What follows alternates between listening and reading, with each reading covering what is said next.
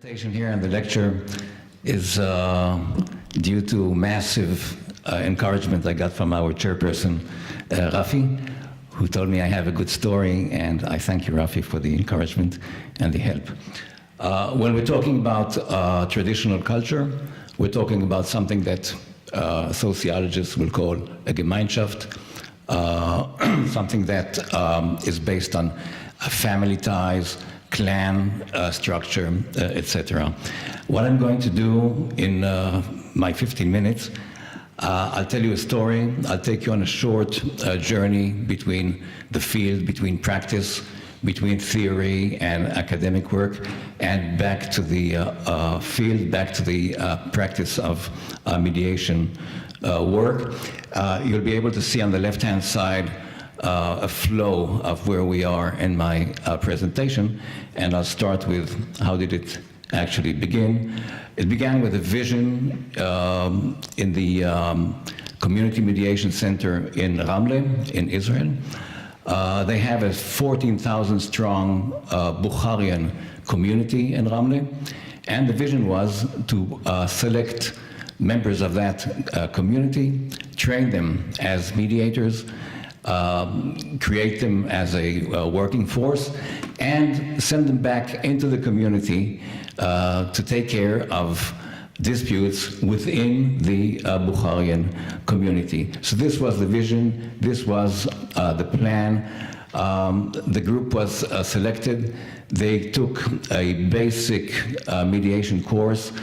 Most Israelis here in this hall have undertaken these courses, mostly based on the Harvard model, a standard course, 60-hour course.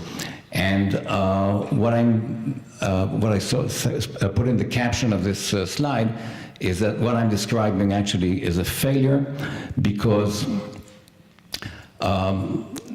everything worked very well, but we got no disputes. Nobody came, nobody approached our volunteers, and we start thinking and we start contemplating what went wrong with our system, where is our vision.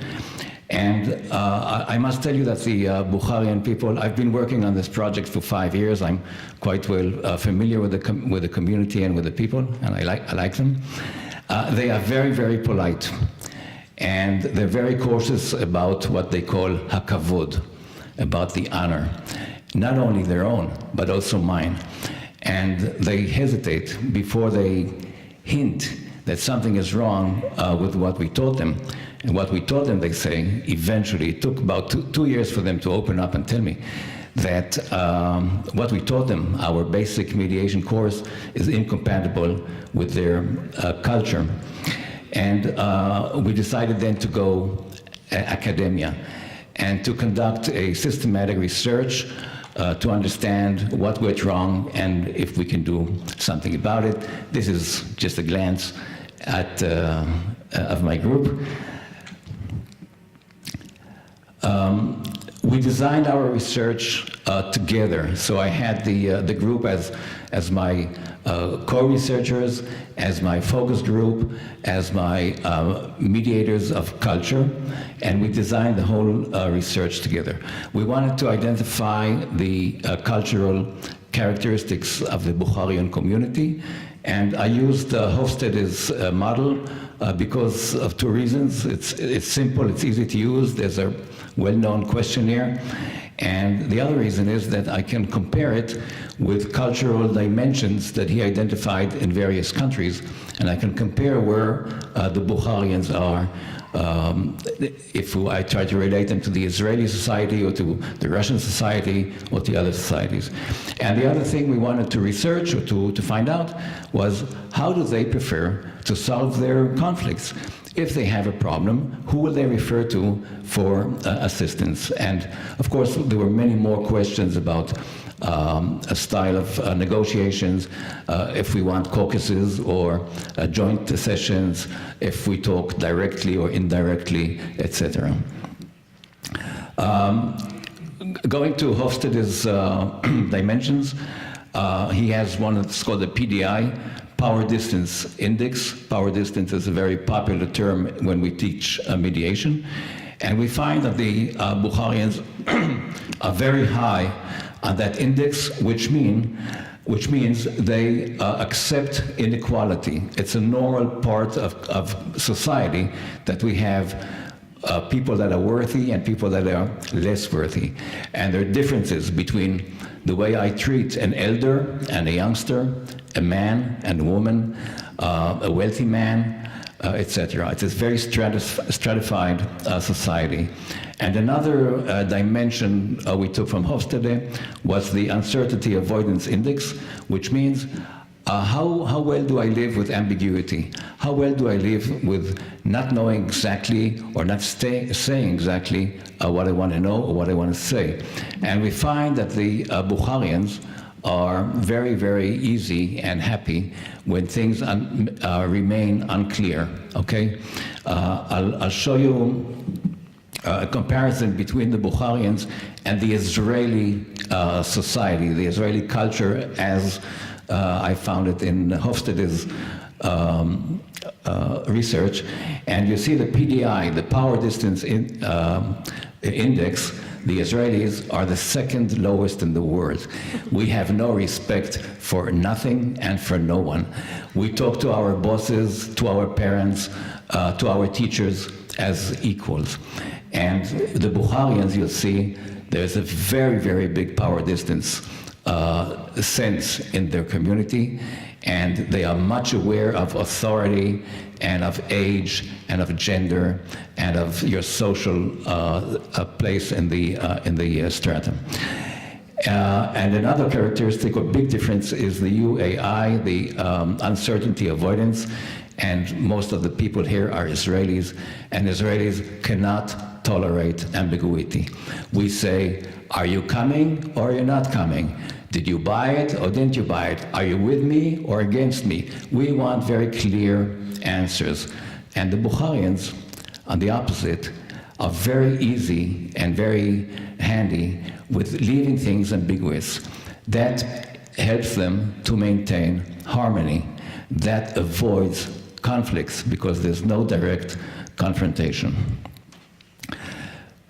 When we ask them, who will you go to solve your conflicts, we gave a list of possibilities, and we found that the most popular figure is a rabbi, okay, a Bukharian rabbi, followed by a respected elder, Echad HaNichbadim, one of the elders of the community, and then a wealthy Bukharian, someone like the Levayev family, that they are actually dealing in conflict resolution within the community.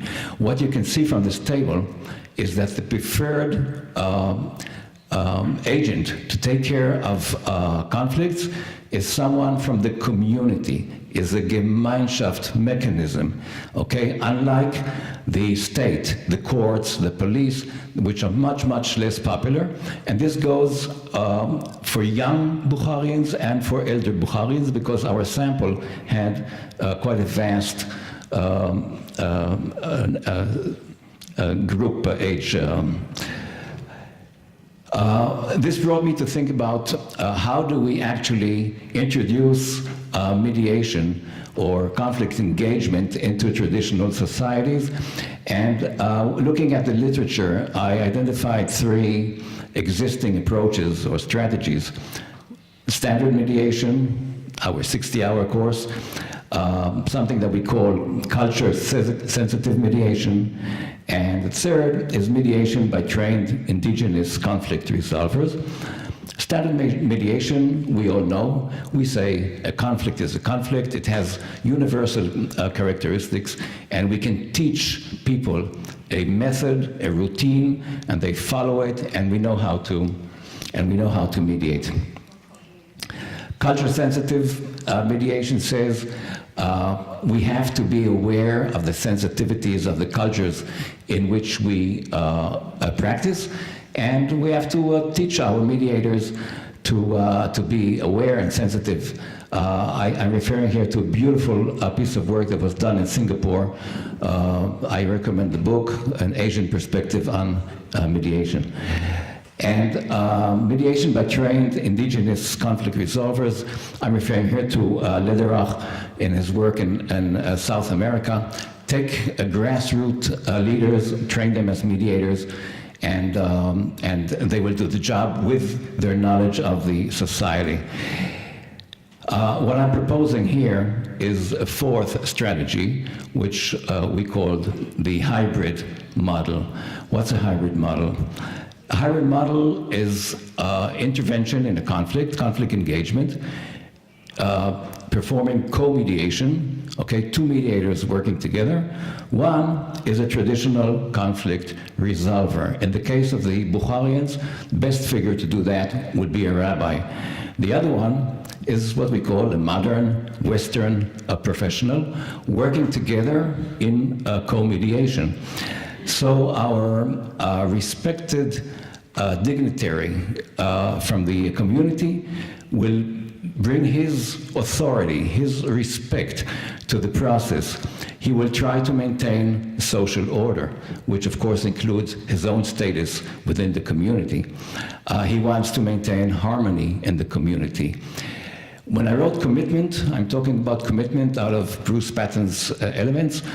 When we have a prominent figure in the process, we believe there'll be more compliance with the agreement, okay, because of our respect to this figure. And he has knowledge of the community that no mediator, outsider, will be able to acquire through studies. He knows the system, he knows their thinking. And the modern mediator brings our concept of interest and voluntary participation in the mediation, and the striving to get informed consent and win-win a solution, and our knowledge of how to conduct a session, how to ask questions, how to make a reflection, how to reframe, how to rephrase. So I'll end with a story, because I actually field tested this model a few times in Ramle. The story is of a young Bukharian couple with two kids. The guy is a taxi driver, and she is a medical assistant. And she is very talented. She's doing well. She's promoted at work. She earns more money than her husband, which is quite sore for him.